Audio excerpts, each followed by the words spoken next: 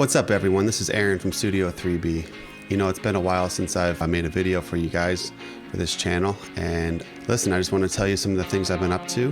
One of the things I did was install a pfSense router computer as my firewall and a router for the front end of my home network, and moved my TP-Link router off the router functionality and into a access point only role.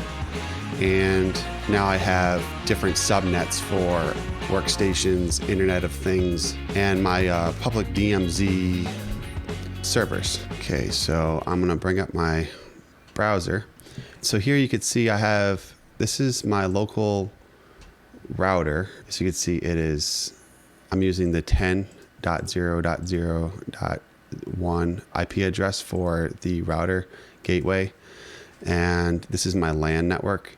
Let's see, I have it running on a pretty decent computer. I started out installing pfSense on a basic computer, a Celeron CPU, and kind of some old equipment I had lying around.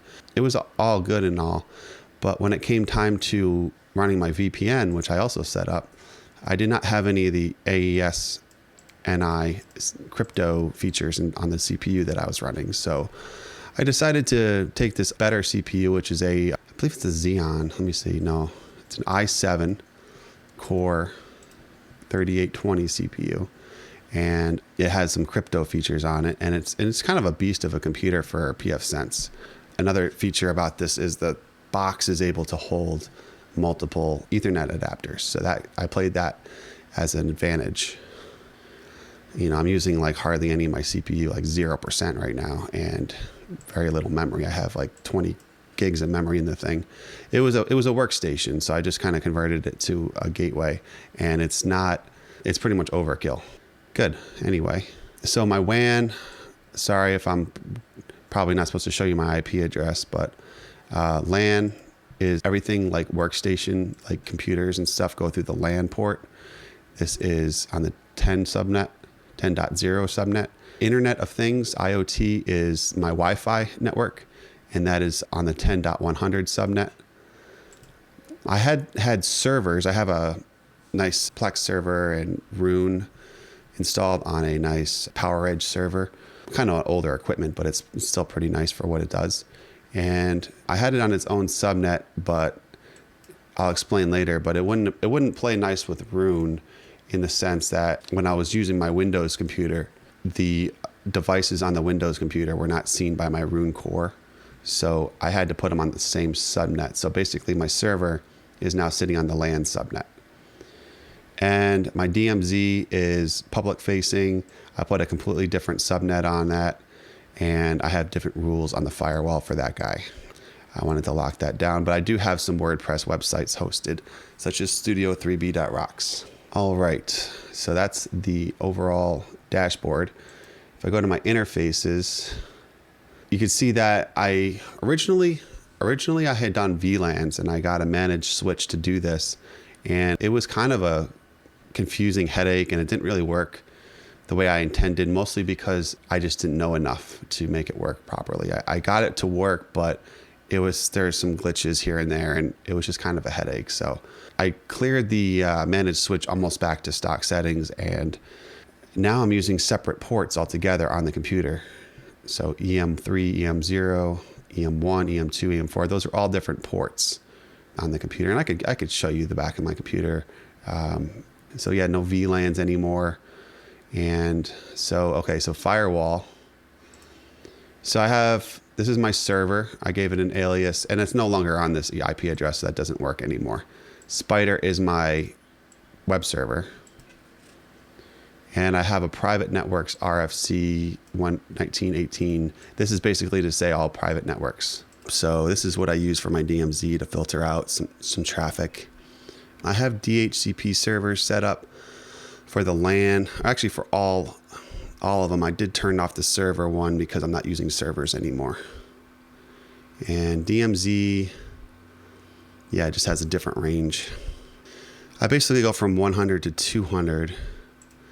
IoT, I got lots of different ranges there. One huge range. In LAN, I have a huge range too, even though I don't really need it.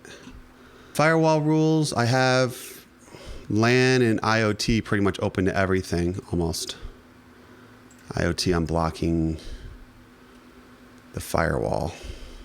And then DMZ, I have blocking and rejection rules for private networks, but it has access to do what it needs to do to serve out the websites and stuff like that. So OpenVPN, I have a VPN server in here, so I use OpenVPN and I'm able to access this network from anywhere in the world, from my phone or anything like that. So it's pretty nice. Sometimes I get a substantial kick in performance on Wi-Fi if I use the VPN. Not sure why that works. I think it's because, we have a nice Fios connection from here, and sometimes it's a little sketchy wherever, you are in the 3G network realm. So that's about it. There's a lot of different potential with the pfSense router software. I'm wearing a hat because I was out for a walk and it's like 30 degrees out and it's almost April, by the way. Anyway, just in case you're wondering, there's a lot of potential with pfSense. There's a lot of reports. There's a lot of, things you can do in the future if you want to lock things down or open things up or keep track of things with reporting. So I'm just kind of happy to have this situation going. I'm able to get Rune working properly in this network. So here's Rune. And if I just minimize this to see, I have my Chromecast, which is downstairs TV. I have my Google Mini that it can cast to. And I have my Cambridge Audio DAC, which is right on this Windows computer. And that wasn't showing up for a while when the server was on the different subnet. So I had to open a ticket with Rune and they helped me out with that. But yeah, Rune is a great application and you should install that. And you should subscribe because I know I have other videos out there about Autorvana and stuff like that, but I'm a big Rune fan at this point. It's a little expensive, but it's well worth it in my opinion. So it connects to Tidal. It has all your local libraries. It's great. This is not much of a Rune review, but I just want to let you know it does work with the pfSense situation. So that being said, that's what I've been working on lately, and it's working pretty good. I have let me do a speed test here. Go. Let's see what my speed is right now.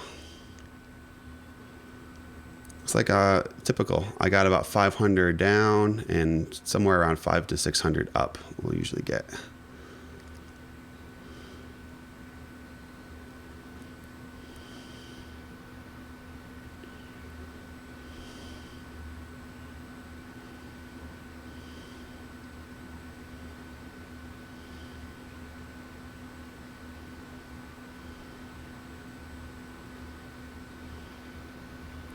All right, yeah, up is 650. I forgot to say I also did experiment with some traffic shaping. Don't know if it's the right thing to do or not, but I'm not going to get into that because I don't completely understand what it's doing. But I did follow a tutorial on YouTube about that.